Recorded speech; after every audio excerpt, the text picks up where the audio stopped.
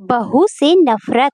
Mummy मैं कह रहा हूँ ना, मैं सिया से ही शादी करूँगा, अन्यथा मैं जिंदगी भर कुंवारा रह जाऊँगा और यह मेरा अंतिम निर्णय है।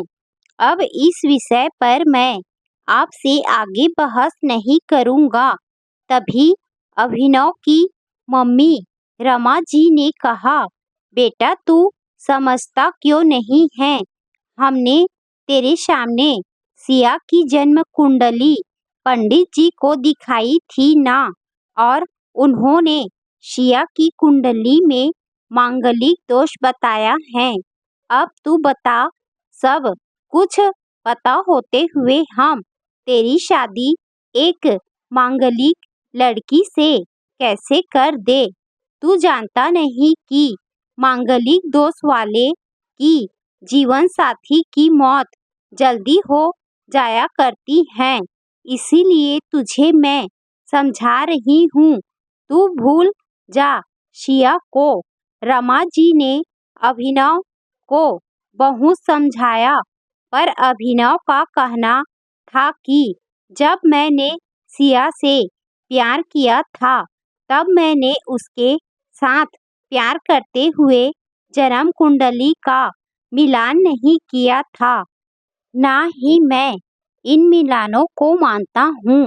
इसीलिए अब बस मैं शादी करूँगा तो सिर्फ सिया से।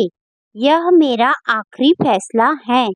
आखिर रमा जी को अपने बेटे की जिद के आगे झुकना पड़ा और पंडित जी के द्वारा बताए गए अनुसार सिया के मंगल दोष को दूर करने के लिए अभिनव के साथ शादी करने से पहले सिया की शादी एक पेड़ के साथ करवाई गई और उसके बाद सिया ने अभिनव से शादी करी। सिया दुल्हन बनकर अभिनव के घर आई, पर रमा जी को सिया का मांगलिक होना अभी भी खटक रहा था और रमा जी उसे दिल से नहीं अपना पा रही थी और घर में कुछ भी परेशानी आती तो उसका दोष सिया को ही दिया जाता। लेकिन सिया पढ़ी लिखी संस्कारी लड़की थी और वह अपनी सासू माँ से मिलने इन बेवजह आरोपों को अपने दिल से नहीं लगाती थी और ऐसे ही ससुराल में उसके दिन कट रहे थे। एक दिन अभिनव ऑफिस से जल्दी घर आ जाता है।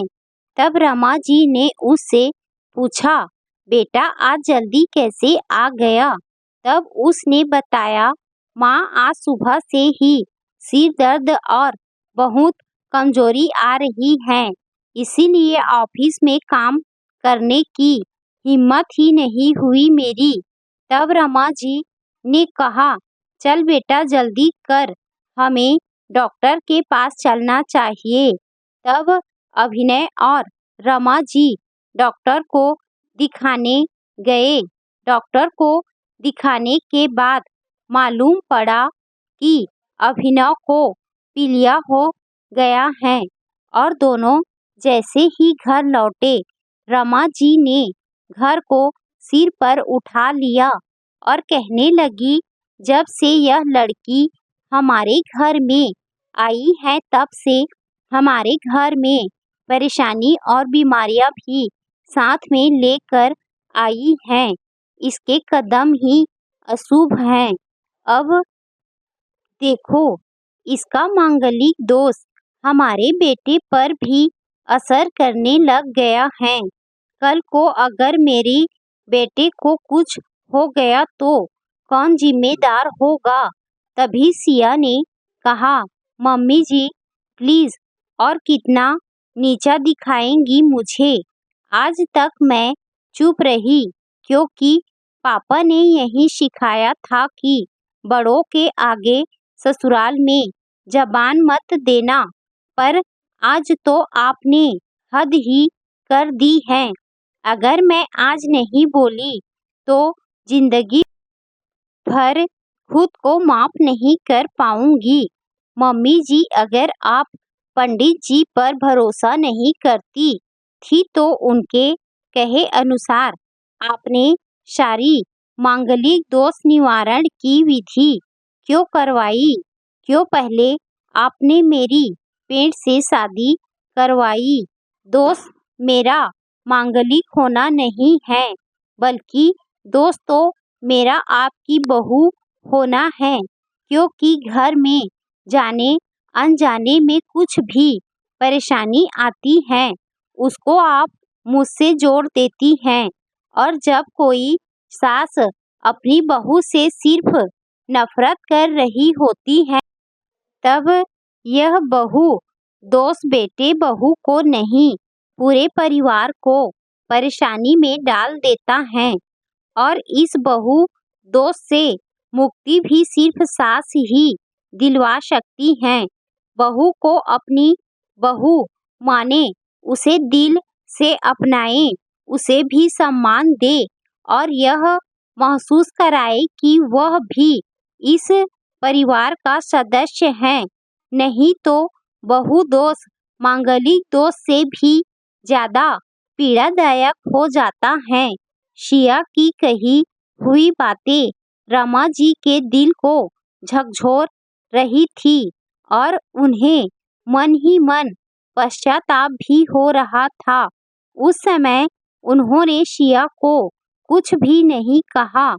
थोड़े दिन बाद अभिनव बिल्कुल ठीक हो गया और ऑफिस जाने लगा और 1 महीने बाद अभिनव की सैलरी भी बढ़ गई। तब उसने घर आकर इसका श्रेय सिया को दिया तो रमा जी बोली, हाँ सही है बेटा, तू तो सारा श्रेय बहू को ही देगा। तेरी माँ का आशीर्वाद भी तो तेरी प्रगति के पीछे रहता है। तेरे साथ तू तो मुझे श्रेय देना भूल ही गया। तब अभिनव ने कहा, माँ, इस बार सिया का मांगलिक दोष मुझ पर और न ही मेरी तरक्की पर नहीं लगा। और माँ, जब हम पूरी परेशानियों का श्रेय सिया को देते हैं तो अच्छे कामों का श्रेय भी तो सिया को ही देना चाहिए। तो इसीलिए आज का सारा सिया को जाता है। अभिनव ने हंसते हुए कहा। तब सिया बोली, अभिनव, तो क्या तुम भी मुझे ऐसा समझते हो? तब अभिनव ने कहा, नहीं सिया, बिल्कुल नहीं, बल्कि मैं तो माँ को यह समझाना चाह रहा हूँ कि सुख दुख हमारे जीवन का हिस्सा है और कभी जीवन में खुशियाँ आती हैं तो कभी गम भी आते हैं। इसके लिए हमें परिवार के सदस्य या अपनी बहू को दोष देना उचित नहीं है। तभी रमा जी बोली, बेटा सही कह रहा है तू, और तेरी तरक्की ही बहुत है।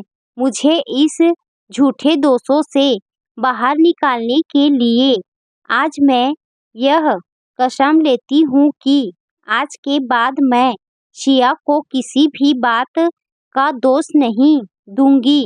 यह सुनकर शिया आज बहुत खुश थी, क्योंकि आज उसको उसकी सास ने मांगलिक दोष के साथ साथ बहू दोषों से भी मुक्ति दे दी थी।